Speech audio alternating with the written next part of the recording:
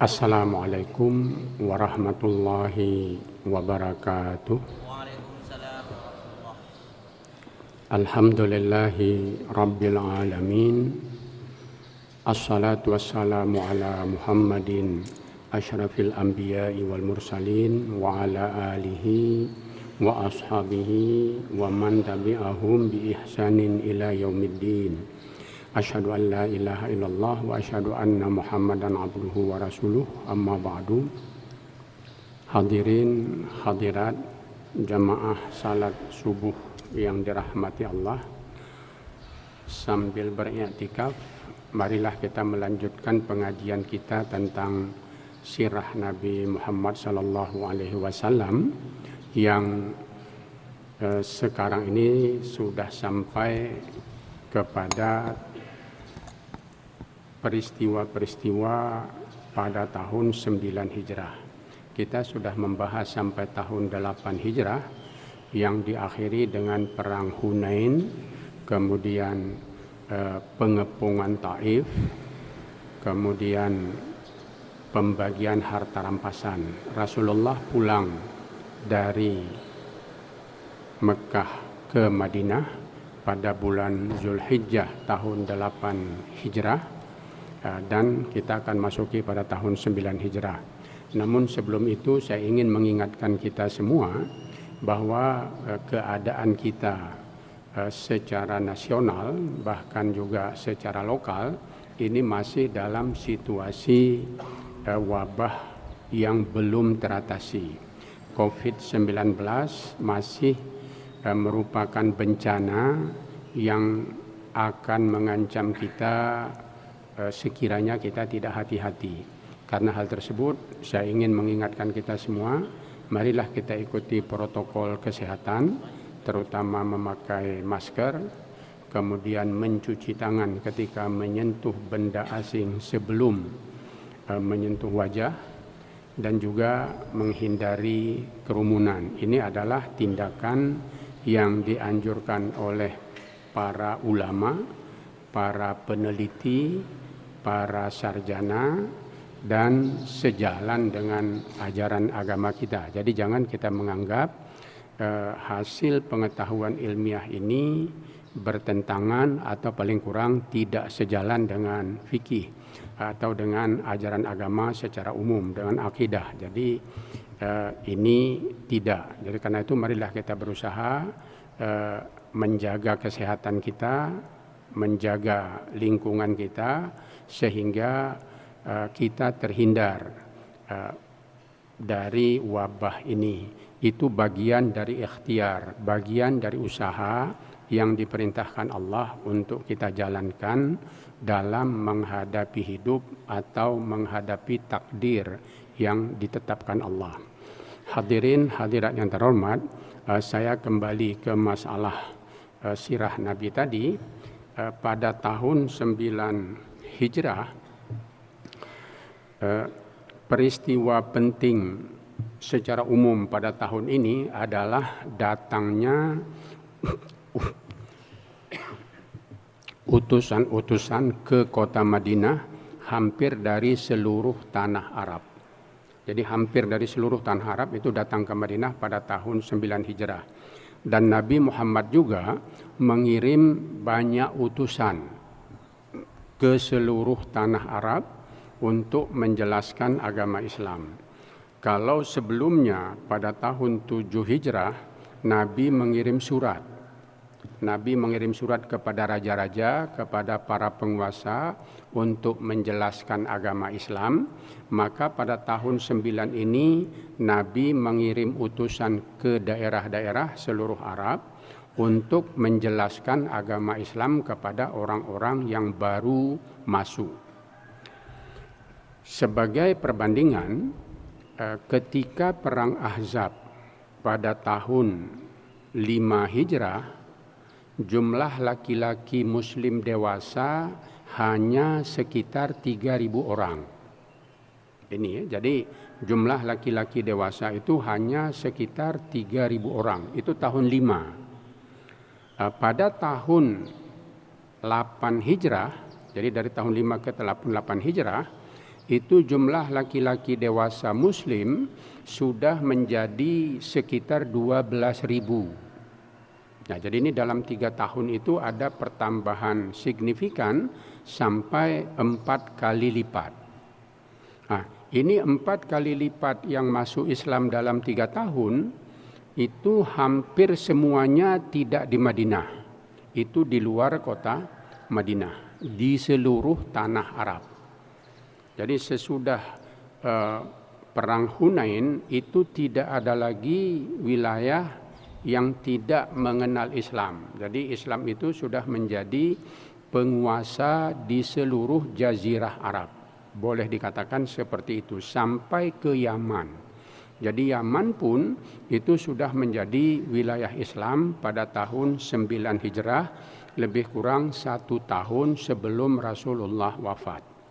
Ini keadaan secara politik di tanah Arab. Semua raja-raja yang berkuasa di tanah Arab menyatakan diri tunduk kepada Islam atau paling kurang membiarkan agama Islam disebarkan di wilayah mereka. Kalau kita anggap Oman sebagai daerah yang paling jauh dari Madinah, itu di ujung tenggara dari tanah Arab, ya, jadi ke sana pun Islam sudah sampai. Yaman di daerah paling selatan itu juga sudah ada Islam. Kuwait di daerah timur dekat Irak itu juga sudah menerima Islam. Tabuk di utara dekat Syria ini juga sudah menerima Islam. Jadi semua tanah Arab itu sudah terhubung dengan Madinah, sudah menjadi wilayah Islam atau sudah melakukan kerjasama dengan Nabi. Hadirin hadirat yang terhormat, jadi dalam situasi ini sesudah ada pertambahan penduduk Muslim yang sangat besar dari 3.000 menjadi 12.000 laki-laki, ya, jadi kita tidak hitung perempuannya karena tidak ada catatan, dan kita juga tidak tahu berapa banyak anak-anak. Yang dihitung itu hanya laki-laki, dan laki-laki ini pun dihitung dalam hubungan dengan tentara. Jadi hitungannya seperti itu, hitung dengan peperangan. Ketika perang Khandaq 3.000, ketika perang Hunain ada 12.000. Jadi ini perhitungan kasarnya. Di antara pekerjaan yang dilakukan oleh utusan-utusan ini yang dicatat oleh sejarah pada tahun 9 Hijrah adalah pengumpulan zakat. Jadi hadis-hadis tentang zakat yang sekarang kita pakai kebanyakannya berasal dari tahun 9 Hijrah ini. Ini kebanyakan hadis, tidak semua memang, tapi kebanyakan hadis berasal dari tahun 9 Hijrah ini. Sebagian hadis tentang zakat ini itu diucapkan Nabi kepada utusan yang dikirim. Ya, jadi umpamanya Ali bin Abi Thalib itu ditugaskan ke Yaman. Muaz bin Jabal juga ditugaskan ke Yaman. Sebelum dia pergi, Rasulullah menjelaskan, kamu kutip zakat di sana seperti ini. Itu dijelaskan secara lisan. Tetapi ada juga di samping utusan yang dikirim seperti itu tadi diberi penjelasan tentang zakat, Nabi juga menulis surat. Nabi menulis surat kepada penguasa di daerah itu yang isinya lebih kurang sama dengan penjelasan lisan tadi.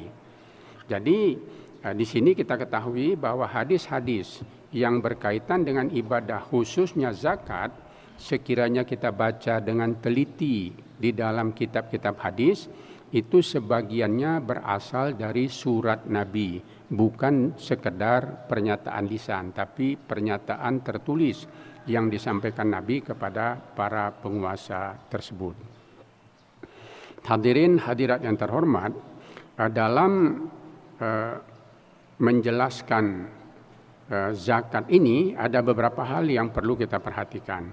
Pertama sekali, zakat di dalam Al-Quran itu sudah disebutkan adanya perintah mengerjakan zakat, itu sudah disebutkan ketika Nabi masih di Mekah. Itu sudah ada, jadi bukan di Madinah. Di Mekah itu sudah ada perintah zakat. Jadi di surat Al-Muzammil itu di ujung, di akhir ayat surat Al-Muzammil itu disebutkan, saya mohon maaf, saya takut salah, jadi saya akan membaca secara di surat Al-Muzammil ini.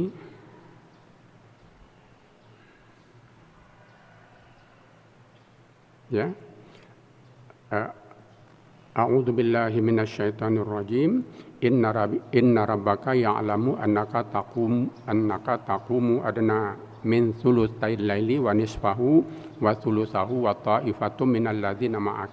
Wallahu yuqaddirul laila wan nahara alima allan tuhsuhu fataba 'alaikum faqra'u ma tayassara minal qur'an.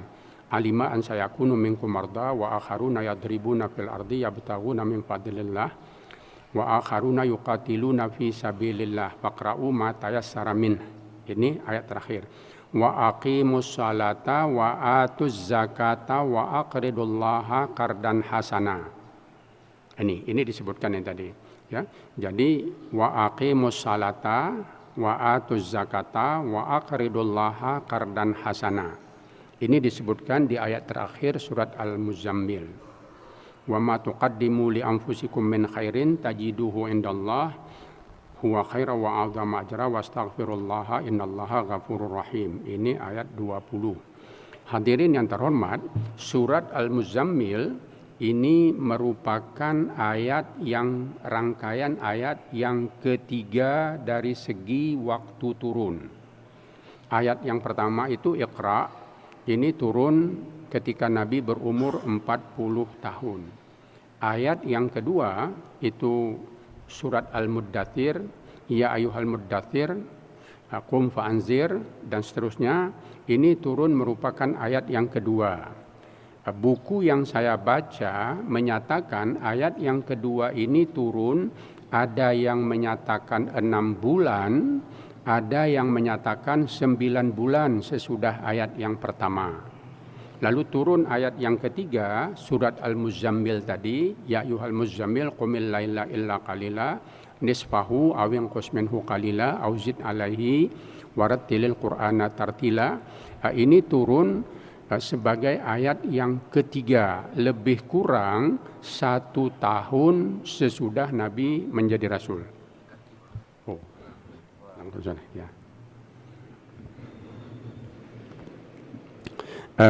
Ayat yang ketiga ini turun lebih kurang 1 tahun sesudah ayat yang pertama.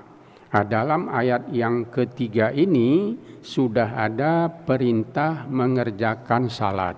Itu sudah ada. Tapi itu salat malam. Itu yang pertama diwajibkan, salat malam. Lalu di ujung surat ini yang turun lebih belakangan tetapi tidak jelas kapan waktunya, ya tidak dicatat lagi, sudah ada perintah membayar zakat. Jadi perintah membayar zakat itu sebetulnya sudah ada sejak dari Mekah, bukan hanya di Madinah. Tetapi praktek zakat secara luas, ya seperti tadi saya sebutkan, ini baru hadis-hadis tentang zakat ini kebanyakannya baru kita ketahui, baru diucapkan Nabi pada tahun 9 Hijrah. Sebelum itu sudah ada, tetapi terbatas di Madinah. Jadi ada prakteknya, tetapi hadisnya tidak banyak. Zakat fitrah itu sudah dikerjakan Nabi, sudah dipungut Nabi, dan sudah diminta untuk dibayar oleh para sahabat sesudah perang Uhud. Bahkan ada yang menyatakan sebelum itu. Jadi sesudah Nabi setahun di Madinah, itu sudah ada perintah tentang zakat fitrah. Kemudian juga ketika perang Badar, perang Uhud dan yang lain-lainnya, ketika ada rampasan perang, Nabi sudah menyebut bahwa anak beliau, cucu beliau tidak boleh menerima zakat. Dia boleh menerima rampasan perang tapi tidak boleh menerima zakat. Ini sebelum perang Khandaq. Jadi ada yang menyatakan hadis tentang bahwa Nabi melarang keluarganya menerima zakat itu sudah diberikan ketika perang Uhud. Ada yang menyatakan ketika perang Bani Nadir. Jadi dalam satu hadis itu disebutkan ketika datang orang mengantar zakatnya ke rumah Nabi, ya, jadi datang ke masjid, dia mengantar zakat, Hasan dan Husin yang waktu itu baru berumur antara 1 sampai 2 tahun, mengambil salah satu buah kurma tersebut, memasukkannya ke mulutnya. Lalu Rasulullah berkata, "Oh, kamu masih anak-anak, jadi kita tidak boleh memakan zakat. Sebagai Rasul, sebagai Bani Hashim, itu tidak boleh memakan zakat." Jadi karena itu kurma yang sudah masuk ke mulut cucunya tadi diambil oleh Rasulullah, tidak boleh beliau makan. Ini Rasulullah menyatakan beliau sebagai Rasul dan keturunannya tidak boleh menerima zakat. Jadi kalau sekarang ini masih ada yang mengaku keturunan Rasulullah, ya, kalau ada orang-orang yang mengaku keturunan Rasulullah, maka mereka tidak berhak menerima zakat. Amil-amil di kampung perlu memperhatikan itu. Jadi kalau ada yang mengaku keturunan Nabi, mereka tidak berhak menerima zakat. Dan ini sudah dipraktekkan Nabi sejak tahun-tahun pertama beliau berada di Madinah. Mungkin ini Nabi, mungkin saya katakan Nabi memberitahu secara tegas agar zakat itu betul-betul bisa dikelola secara bersih.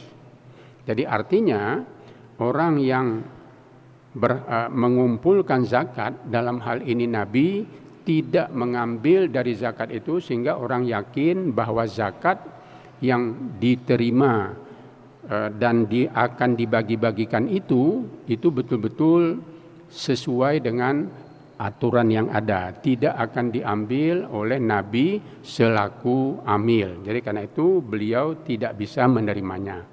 Adapun amil yang lain itu bisa menerima sebagian dari zakat, tetapi jumlahnya terbatas. Ya, jadi kalau ada orang menjadi amil, dia boleh menerima zakat, tetapi dengan jumlah yang terbatas. Kembali ke masalah kita tadi, jadi zakat ini baru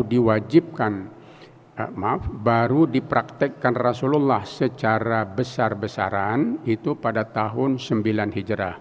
Untuk itu Nabi mengirim utusan-utusan ke seluruh tanah Arab.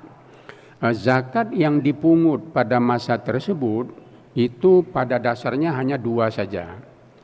Zakat hewan ternak dan zakat pertanian.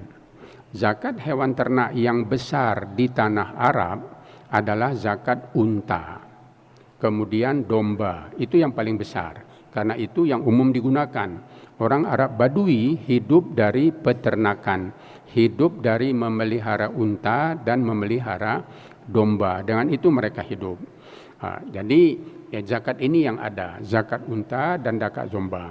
Sedangkan zakat lembu itu tidak banyak di tanah Arab. Memang ada di dalam hadis, tapi tidak banyak di tanah Arab. Karena lembu itu hanya bisa dipelihara di daerah pertanian. Seperti di Madinah umpamanya, ada lembu di Madinah. Tapi di Mekah tidak ada lembu, di Mekah ada domba. Kenapa di Mekah tidak ada lembu?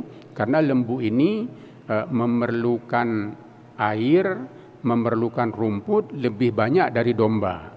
Sedangkan domba tidak memerlukan rumput atau air sebanyak lembu, dan domba lebih tahan berjalan kaki, jadi bergerak, berpindah dari satu lokasi ke lokasi lain dibanding dengan sapi. Jadi kalau sapi ada di satu kampung, dia tidak pindah-pindah dari kampung itu.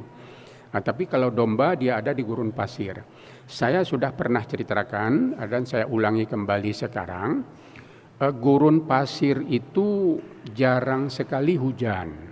Itu jarang sekali.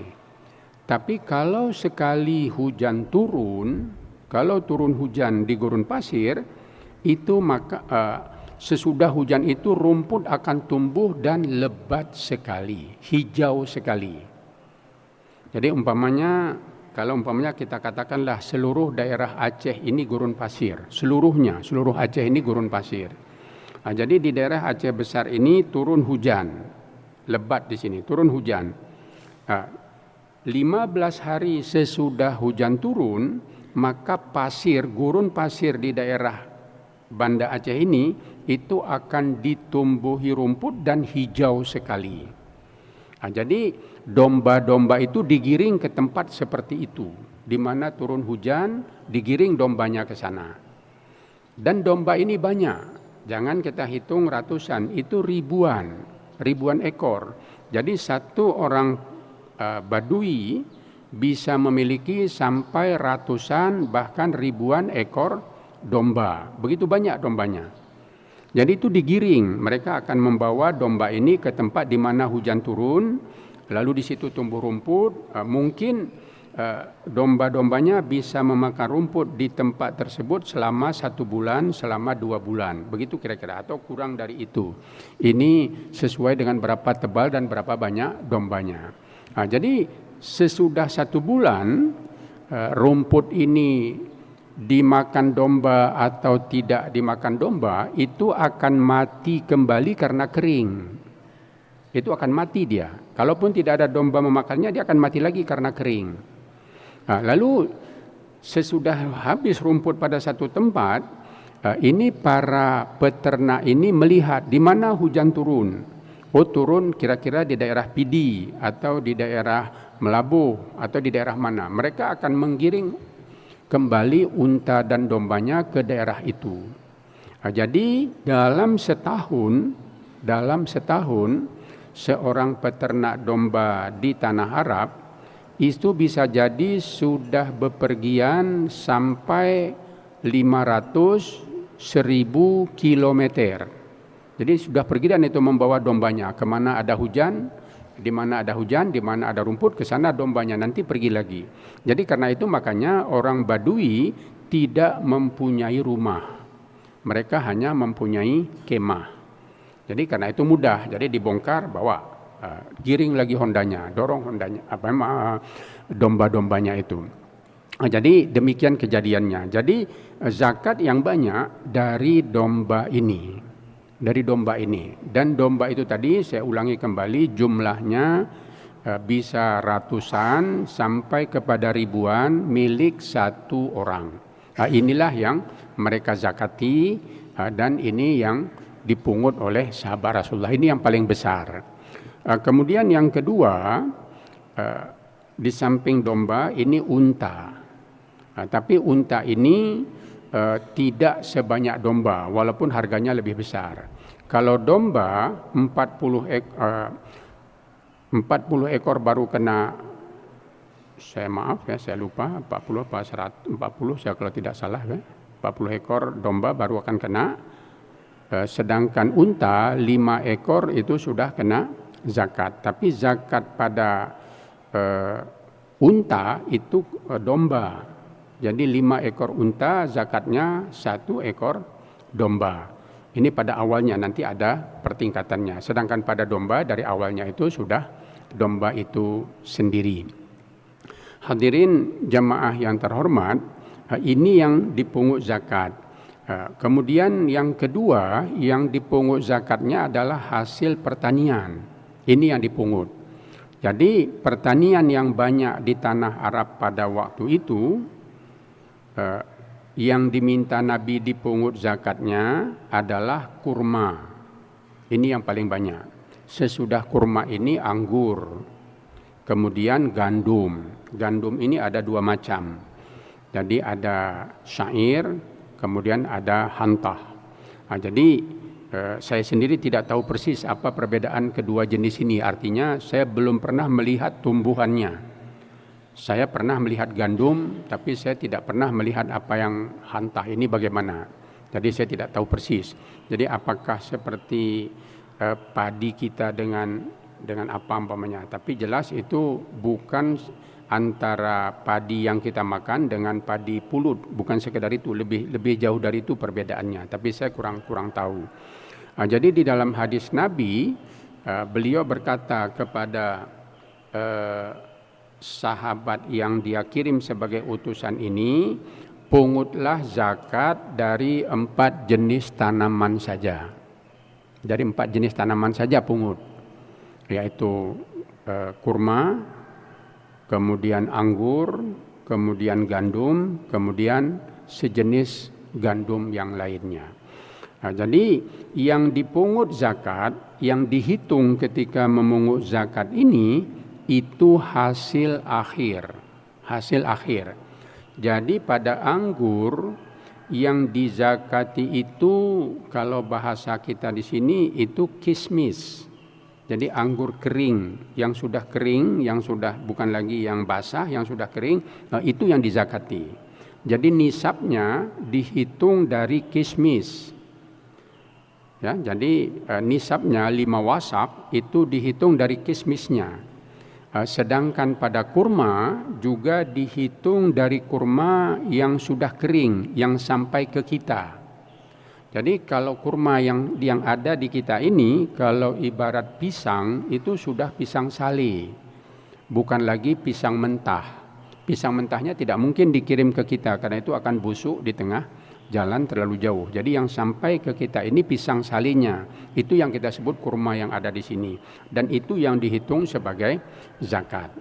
Sedangkan pada gandum ini juga sesudah ditumbuk jadi tepung. Ya, itu yang dihitung sebagai gandum yang dizakati karena itu yang dimakan.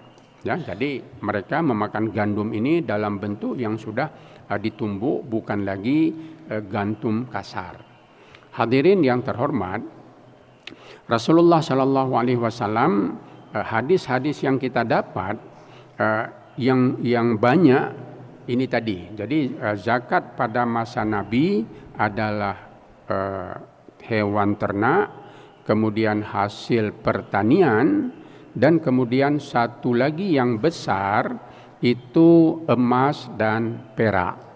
Ini yang dizakati, emas dan perak. Itu yang dizakati pada masa Rasulullah. Sesudah ini masih ada satu lagi yang jarang-jarang diketemukan, yaitu harta terpendam. Harta terpendam ini di daerah kita jarang sekali, tapi itu di daerah berperadaban kuno itu banyak ditemukan. Jadi harta orang dahulu. Jadi umpamanya di Aceh ini harta milik orang-orang kaya pada masa kesultanan yang sudah tersimpan di dalam tanah lebih 100 atau 200 tahun lalu sekarang ini kita temukan. Sekarang ini kita temukan harta itu ketika kita menggali tanah, umpamanya kita menemukan sebuah benda berharga. Di kita ini pernah dulu kita dengar ceritanya kita menemukan pedang umpamanya. Nah, jadi pedang ini dalam Islam karena itu harta kuno yang kita temukan itu wajib dikeluarkan zakatnya. Atau kita menemukan uang kuno, umpamanya dalam pundi-pundi atau di mana kita temukan, ini wajib kita zakati.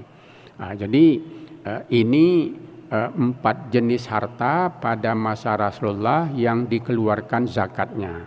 Tadi ada hasil pertanian 4 macam saja, ada hewan ternak yang besarnya itu 2 macam, unta dengan domba, tetapi di dalam hadis disebutkan juga lembu, kemudian hasil simpanan yaitu uang pada masa itu sekarang ini, tetapi pada masa dahulu itu emas dan perak, kemudian harta terpendam atau harta karun. Ini 4 macam jenis harta yang dizakati pada masa Nabi Muhammad. Dan untuk ini Nabi mengutus banyak sekali orang-orang ke seluruh tanah Arab. Jadi kalau umpamanya saya sebut ini, jadi saya bacakan namanya. Ini disebutkan di sini ada 16 nama, 16 kelompok utusan. Jadi kelompok pertama ini Uyainah bin Hisin itu diutus kepada Bani Tamim. Kemudian Yazid bin Al-Husain diutus ke Bani Aslam dan Bani Ghifar. Abbas bin Bashir itu diutus ke Bani Sulaim dan Muzainah. Rafi' bin Muqayyith diutus ke Juhainah. Ammar bin Al-As diutus ke Bani Fuzarah. Ad-Dahhak bin Sufyan diutus ke Bani Kilab. Bashir bin Sufyan diutus ke Bani Ka'ab. Ibnu Al-Lutbiyah diutus ke Bani Zubyan. Al-Muhajir bin Umayyah diutus ke San'a, Yaman. Kemudian Ziyad bin Labid diutus ke Hadramaut. Adi bin Hatim diutus ke Tayyi dan Bani Asad. Malik bin Nuwairah diutus ke Hanzalah. Az-Zabarqan bin Badar diutus ke sebagian Bani Sa'ad. Qais bin Asim diutus ke sebagian Bani Sa'ad yang lain, karena Bani Sa'ad ini besar sekali. Al-Ala bin Hadrami diutus ke kawasan Bahrain, Ali bin Abi Thalib diutus ke Najran. Nah, jadi demikian luas. Jadi ada 16 kelompok, 16 tim yang dikirim Nabi, dan ini meliputi seluruh tanah Arab. Hadirin hadirat yang terhormat, kalau kita bandingkan zakat pada masa Nabi dengan masa sekarang, maka ada satu hal yang mungkin perlu kita renungkan. Zakat itu dikeluarkan oleh orang kaya, diberikan kepada orang-orang yang pada intinya miskin. Khud min aghniyaihim faturaddu ila fuqaraihim. Jadi ambil dari orang kaya, kembalikan kepada orang miskin, bagi-bagikan kepada orang miskin. Orang kaya pada masa Nabi Muhammad itu pertanian, peternakan, dan perdagangan. Tetapi hadis tentang zakat perdagangan itu tidak ada yang khusus. Ini saya tidak tahu kenapa sahabat-sahabat tidak mencatat. Hadis tentang perdagangan yang kita pakai itu hadis tentang emas dan perak. Ini yang ada. Zakat perdagangan pada sebagian buku itu baru dipungut pada masa Umar bin Khattab. Pada masa Rasulullah, saya belum menemukan hadis yang menyatakan Nabi memungut harta perdagangan. Yang dipungut pada masa Nabi itu harta dalam bentuk emas. Apakah itu diperdagangkan atau tidak diperdagangkan? Dengan bahasa lain, orang yang mempunyai uang di rumahnya, orang yang mempunyai uang di rumahnya, mempunyai emas di rumahnya sebanyak 20 miskal, atau mempunyai perak sebanyak 200 dirham, dia wajib mengeluarkan zakat kalau emas ini sudah disimpan selama setahun. Jadi apakah itu digunakan untuk dagang, apakah itu merupakan hasil pertanian, berasal dari hasil pertanian, atau itu berasal dari menjual domba, kalau dia punya uang sebanyak 20 dinar atau 200 dirham dan sudah disimpan setahun, wajib dizakati. Ini yang ada. Tetapi barang yang diperdagangkan, yang ada di pasar, dalam hadis dalam riwayat yang saya baca, baru dizakati pada masa Umar bin Khattab. Hadirin yang terhormat, zakat itu diambil dari orang kaya, dibagikan kepada orang miskin. Ini ilat atau alasan logis atau maslahat yang ada pada kewajiban zakat. Kalau kita renungkan, sekarang ini orang menjadi kaya kebanyakannya bukan karena hasil pertanian dan peternakan. Banyak orang menjadi kaya karena perdagangan. Banyak di antara kita yang kaya karena perdagangan. Tetapi lebih banyak lagi, sekarang ini orang menjadi kaya karena menjual jasa. Jadi orang menjual jasa. Jadi dia tidak menjual barang. Jadi umpamanya, saya mohon maaf kalau saya sebutkan, ini dokter praktek. Itu yang paling mudah. Dokter praktek, dia menerima bayaran karena pengetahuannya, bukan karena memelihara kambing, bukan karena mengolah sawah. Dia kaya karena dia punya ilmu. Itu kita sebut jasa. Jadi banyak sekarang orang kaya karena menjual jasa. Jadi menjual jasa ini juga berubah.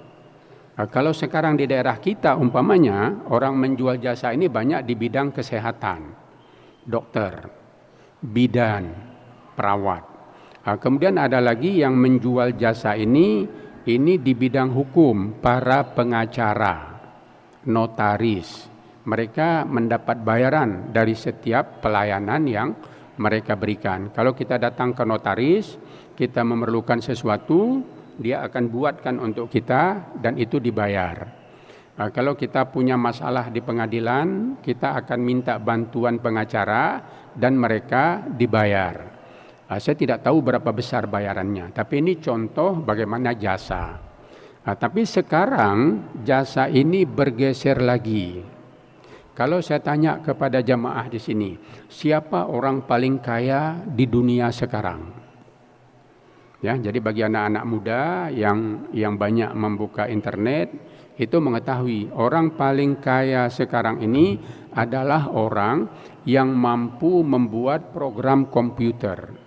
Orang yang mampu membuat sehingga HP ini bisa jalan. Ya, jadi ada istilahnya itu perangkat lunak. Jadi HP ini dijalankan dengan ilmu, dengan pengetahuan yang diberikan kepada mesin ini, yang kita sebut dengan sistem operasi. Jadi kalau sistem operasinya tidak ada, HP ini tidak bisa jalan. Kita menjalankan HP ini kalau sekarang dengan nama sistemnya itu Android. Kalau komputer itu sering dengan kita sebut itu sebagai Windows. Ini umpamanya. Jadi ada beberapa nama lain atau ada beberapa sistem lain. Ini semuanya hasil pengetahuan ilmiah dan orang yang kaya itu adalah yang bisa menghasilkan sesuatu dengan pengetahuannya. Itulah yang paling kaya.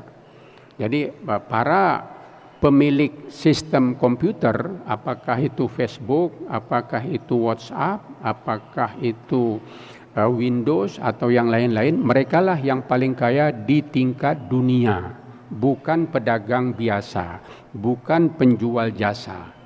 Itu sekarang.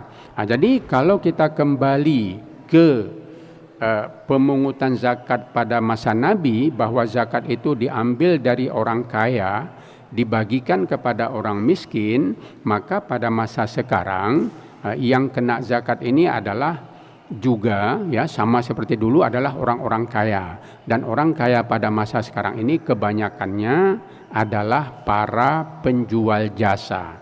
Pegawai negeri itu penjual jasa, guru-guru itu penjual jasa. Dia tidak punya barang selain daripada pengetahuannya. Pengetahuannya inilah yang disampaikan kepada orang, pengetahuannya inilah yang dia berikan kepada orang, dan untuk itu dia mendapat bayaran. Ini yang kita sebut dengan penjual jasa atau penerima gaji.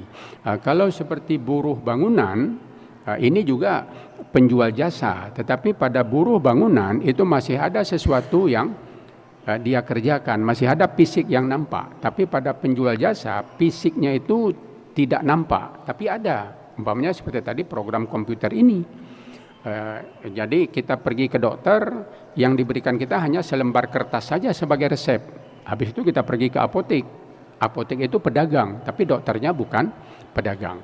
Jadi ini. Jadi kalau kita kembali ke zakat, maka sebetulnya yang kena zakat itu semua orang kaya. Dan bagaimana menentukan berapa besar kekayaan kena zakat, ini tentu tugas para ulama lah untuk berijtihad. Mereka yang menentukan siapa yang dianggap kaya yang kena zakat, siapa yang dianggap belum kaya. Itu tugas mereka, bukan tugas kita sebagai masyarakat biasa. Hadirin hadirat yang terhormat, Nabi Muhammad pada tahun 9 Hijrah itu mengirim utusan mengumpulkan zakat. Dan zakat yang dikumpulkan Nabi, ya, yang dikumpulkan oleh utusan-utusan Nabi ini, sebagiannya dibagi di daerah tempat zakat itu, sebagiannya. Tapi sebagian lagi dibawa ke Madinah. Jadi zakat itu ada yang dibawa ke Madinah kepada Nabi, dan ada yang dibagi-bagi di tempat di mana zakat itu dipungut. Jadi zakat tidak seluruhnya dibagi di tempat dia dipungut, dan juga zakat tidak seluruhnya dibawa ke ibu kota untuk dikumpulkan dan sesudah itu baru dibagi-bagi. Tidak. Jadi sebagian zakat boleh dibagi di tempat dia dipungut dan sebagian lagi dibawa ke Madinah sebagai pusat pemerintahan Islam. Zakat pada masa belakangan menjadi isu penting. Jadi ketika Rasulullah wafat, perintah Islam yang diingkari adalah zakat. Jadi beberapa kelompok masyarakat yang sudah masuk Islam pada masa Nabi Muhammad sesudah Nabi wafat tidak mau membayar zakat kepada petugas yang dikirim Khalifah Abu Bakar. Ya, jadi ini. Jadi mereka tidak mau membayar zakat kepada petugas yang dikirim oleh Khalifah Abu Bakar. Jadi ketika dia tidak mau, kata Abu Bakar, kita perangi mereka. Kata Umar, kenapa diperangi? Mereka kan sudah mengucap 2 kalimat syahadat. Mereka masih membayar zakat, cuma tidak mau ke Madinah. Dia mau bayar zakat sendiri, bagi-bagi sendiri. Jadi kutip sendiri, bagi-bagi sendiri. Tapi kata Abu Bakar, orang yang memisahkan salat dengan zakat, dalam arti salat itu dikerjakannya seperti pada masa Nabi, tapi zakat itu tidak lagi diserahkan kepada petugas yang ditunjuk oleh pengganti Nabi, tapi dikerjakan sendiri, itu tidak boleh. Itu akan saya perangi. Dan pada akhirnya perang yang pertama sesudah Rasulullah wafat di antara umat Islam adalah perang karena tidak mau membayar zakat. Ini yang terjadi. Jadi pada masa Abu Bakar, lebih kurang 1,5 tahun beliau menjadi khalifah, itu seluruh waktunya habis untuk memerangi orang-orang yang tidak mau membayar zakat. Nah, ini. Jadi perkembangan Islam luas itu baru ada pada masa Umar bin Khattab. Pada masa Abu Bakar hanya zakat. Nah, jadi zakat dalam Islam itu satu hal yang sangat penting, sama seperti salat. Nah, jadi kalau salat itu ibadah badan, itu harus kita kerjakan setiap hari. Zakat ini kita kerjakan setahun sekali ketika kita mempunyai harta kekayaan. Kita wajib membayar zakat ketika kita merasa sudah kaya, ketika harta kita sudah lebih dari keperluan sehari-hari kita. Jadi kalau kita sudah bisa menabung, sudah bisa menyimpan sebagian harta, ini kita wajib mengeluarkan zakat atas harta tersebut. Secara konkret itu ada nisab, ya, ada yang kita sebut nisab. Kalau kita punya tabungan senilai 20 dinar emas, jadi kalau sekarang ini lebih kurang 94 gram emas, kita punya tabungan sebanyak itu wajib kita keluarkan zakatnya setiap tahun. Jadi kalau kita punya barang dagangan yang modalnya itu senilai dengan 94 gram emas dan ada labanya, wajib kita keluarkan zakatnya. Kalau kita punya gaji, ya, kita menjual jasa, kita punya gaji, punya penghasilan dari honor apa saja yang senilai dengan 94 gram emas setahun, kita wajib mengeluarkan zakatnya. Begitu seterusnya. Jadi orang yang punya penghasilan 94 gram emas setahun itu dinilai kaya. Orang yang mempunyai penghasilan 5 wasak padi atau 5 wasak beras itu dinilai kaya. Orang yang punya 30 ekor sapi sudah diternakkan selama setahun itu sudah dinilai kaya. Jadi mereka ini wajib mengeluarkan zakat. Ini yang kita bisa simpulkan dari hadis-hadis Rasulullah. Dan Abu Bakar memerangi orang yang tidak mau membayar zakat kepada amil yang ditunjuk. Ya, jadi bukan tidak mau, bukan betul-betul tidak mau membayar zakat. Tidak mau membayar zakat kepada petugas atau kepada amil yang ditunjuk oleh khalifah. Jadi mereka yang tidak mau menyerahkan seperti itu diperangi oleh Abu Bakar. Dan inilah perang yang pertama yang terjadi di dalam Islam antara sesama umat Islam. Hadirin hadirat yang terhormat, barangkali demikian yang saya sampaikan pada pagi ini. Mudah-mudahan ada manfaatnya bagi kita semua. Rabbana atina fid dunya hasanah wa fil akhirati hasanah wa qina adzabannar. Assalamualaikum warahmatullahi wabarakatuh.